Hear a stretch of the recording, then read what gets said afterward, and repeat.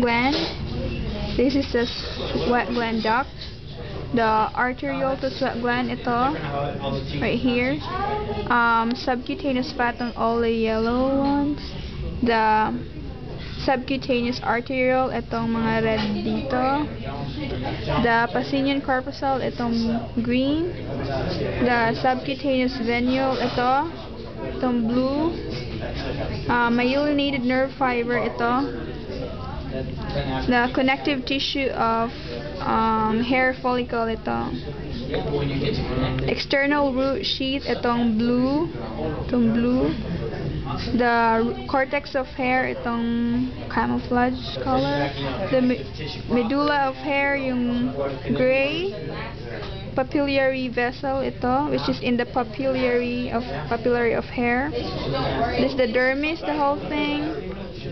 And then auricularis muscle, ito. Sebaceous gland, ito. Opening of oil gland, ito. Right here. Meissner's corpuscle, ito. Right here. Dermal papilla. Nasaan derm? Ito, right here. Ito. Right here. Yung pinakamataas na step. Okay. Capillary plexus, itong downstairs step. Complete.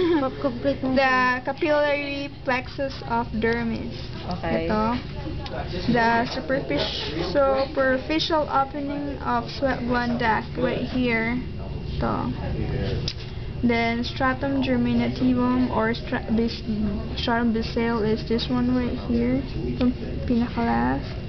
And then stratum spinosum or malpighi, ito. Stratum corneum. Then right here is the stratum lucidum.